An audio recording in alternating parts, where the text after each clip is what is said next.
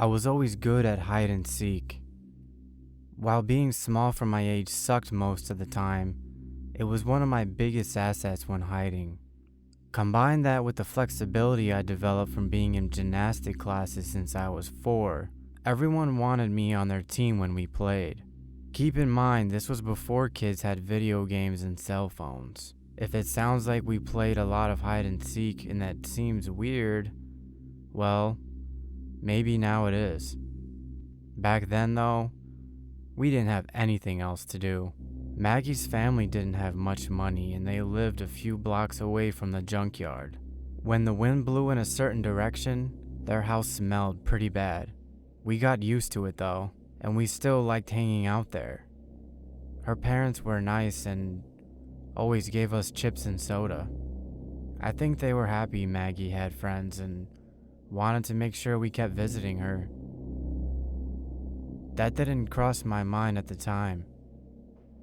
All I cared about were the chips and soda. I liked Maggie, don't get me wrong, but chips and soda were chips and soda. During the summer months, despite being told not to, our small group would hop the fence of the junkyard and play hide and seek amidst the piles of old cars and dishwashers and microwave ovens. The one guy who worked there, Lewis, didn't seem to care. "Don't do anything stupid," he'd tell us. Great time, and I was pleased that the wind wasn't blowing the smell of garbage into the party. A lot of the kids hadn't been there before, and I didn't want them to be mean to Maggie or her parents if the place stunk. After cake and a water fight, a few kids left, but about 14 of us remained to play hide and seek. For such a big game, we split into 2 teams, creatively named the Hiders and the Seekers. I was a hider. The whole neighborhood was fair game. The only catch was we weren't allowed to hide in someone's house. The Hiders would have 10 minutes to hide before the Seekers would come out of Maggie's living room and go looking for them. The penalty for being found was a water balloon to the face. If the Seekers couldn't find everyone from the other team in an hour, all the Seekers would get water ballooned. I didn't want to be found. I really wanted to be one to throw a water balloon in Javier's face. Javier was a dick. The moment our team was told to go hide, I took off like a shot for the junkyard. The other day when we were hanging around in there, I saw the perfect hiding spot for the next time we were going to play. As I ran, I saw a few kids jumping in bushes or climbing way up into trees. I remember thinking how great the trees were for hiding. The leaves were so thick you couldn't even see the individual branches. I was really excited for my team to win, even if I ended up getting found. Once I hopped the fence to the junkyard, I made a beeline to that perfect hiding spot, an old refrigerator. I was moderately dismayed when I opened the door and there was still some gross, rotting food in there. I pulled it out as quick as I could, hid the stuff on the other side of a crumpled car, and jumped inside. Now, keep in mind, even though I was young, I wasn't completely stupid. The fridge had a couple holes in the side that were probably from whatever piece of machinery had moved it. I knew I'd be able to breathe without a problem. I situated myself at the bottom of the compartment, tucked my legs to my chest, and closed myself in using the shelf in the door. It was dark, smelly, and hot. None of it mattered though. I was giddy, with the anticipation of potentially being the only one left unfound. The only one who'd win the Hiders the opportunity to give the Seekers a good soaking, especially Javier. Time went by, and I started to get a little sleepy. I might have dozed off for a minute or 2, but I awoke with a start to the sound of a loud clattering. Before I could register concern or fear, something smashed into the back of the refrigerator, pushing it down on its front side. I smacked my head hard as it fell and might have lost consciousness for a little while. When I came to my senses, I panicked. Whatever had fallen from the pile of junk to knock over my hiding spot must have ended up partially resting on the fridge. It wouldn't budge. I screamed and yelled for Lewis, hoping he'd hear me. I thrashed around in the confined space, my limbs getting tangled in the wire racks of the remaining shelves, which had been dislodged in the fall. I tried to strengthen my legs, but they were too cramped against the sides and tangled in the racks to move more than a few inches. I was face down against the immovable door of the refrigerator. I noticed an intensely putrid smell coming from the area of the freezer near the top of my head. Something wet was spreading around my head and neck. Whatever had been in the freezer must have gotten broken or unsealed by the impact. Then I felt something pinch my right earlobe, hard. I yelped and tried to smack away whatever was biting me, but my arm was too tangled up. I pushed my shoulder up to my ear and heard a loud crunch as I killed it. It took me a second before I remembered what it was. I'd seen a couple earwigs in the fridge before I hid inside. I thought I'd gotten them out when I threw out the food, but apparently I'd missed one. I kept yelling and trying to get someone's attention. Another pinch.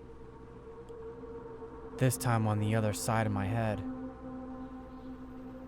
There was nothing I could do about it. Not from the position I was in. I felt it again, on the top of my head. I pushed my legs against the side of the fridge hard and forced my head against the plastic in front of me. As I felt the bug crunch against my scalp, a rush of the foul fluid escaped the cracked freezer compartment. I realized pushing my head against the freezer had only made the crack worse, and I gagged as the stuff touched my lips. The odor and nausea was forgotten quickly though, as I felt pinches on my head, face, and neck. I felt the earwigs crawling on me, making their way down my shirt towards my legs. I exploded with as much motion as I could muster, cutting my arms and legs on the wire racks that were trapping them and doing anything I could to slap the biting, pinching things off me. In the distance I heard sirens. They were getting closer.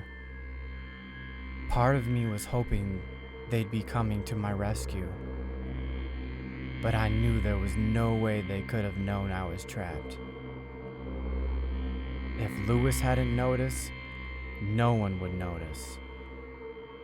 As the insects crawled over my trapped, contorted body, and I struggled and screamed with no effect, I realized for the first time that I might die in there if no one found me. My hope was resting on Lewis, hearing me scream, and the seekers, even stupid Javier, thinking that I might be hiding somewhere in the junkyard. The sirens kept getting closer. It almost sounded like they were right across the street.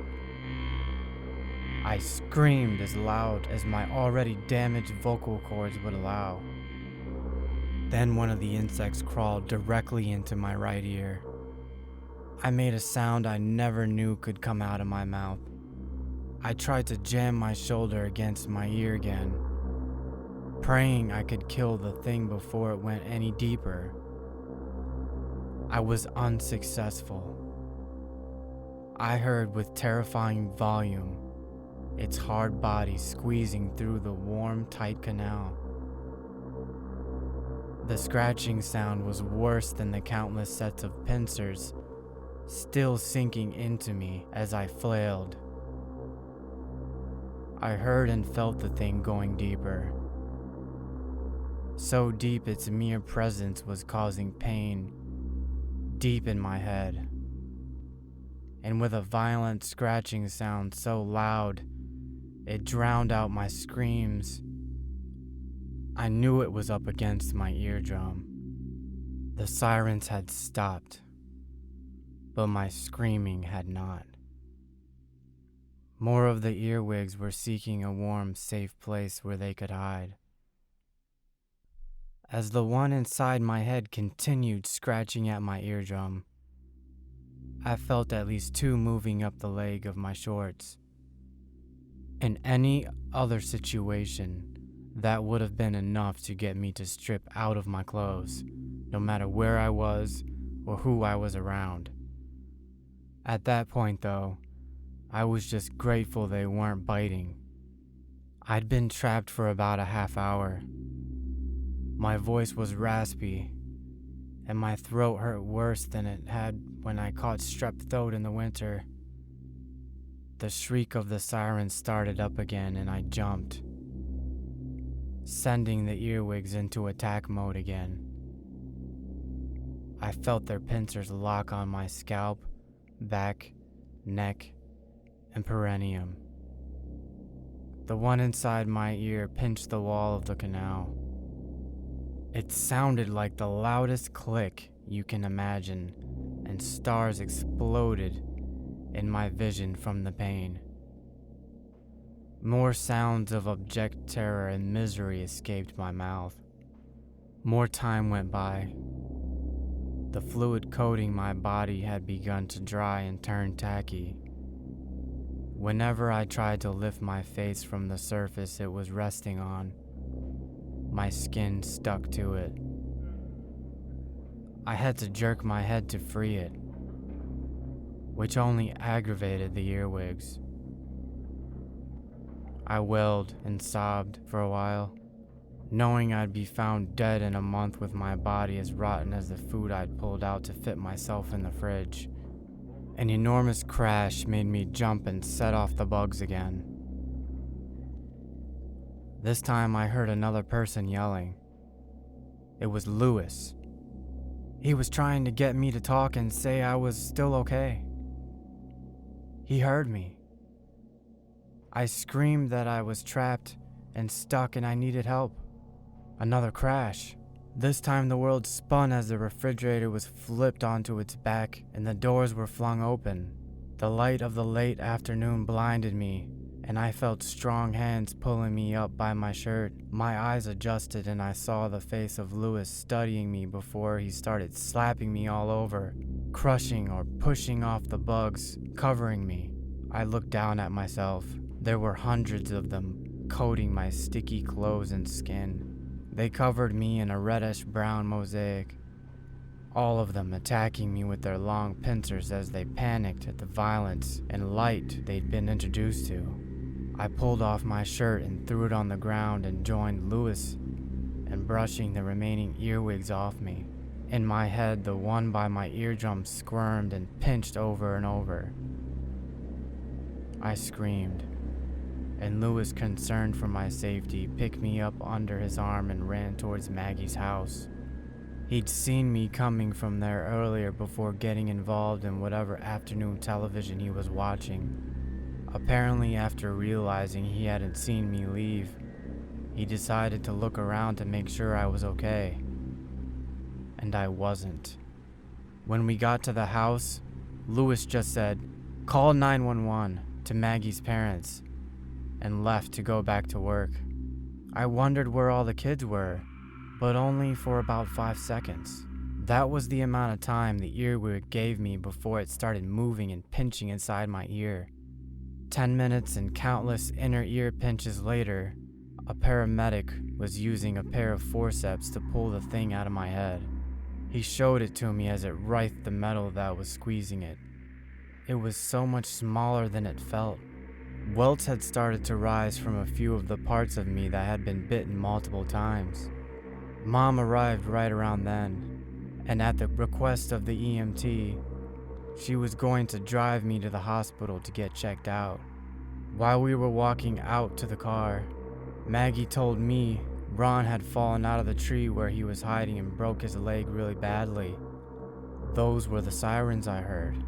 As I gingerly eased my shirtless, sore, and sticky body in the car, praying the earwig hadn't laid any eggs inside my head. I was drenched by an explosion of water that soaked not only me, but the inside of my mom's car. One of the balloons. Nice nipples, asshole, Javier yelled over his shoulder as he ran away with my mom screaming at him. Suck a dick.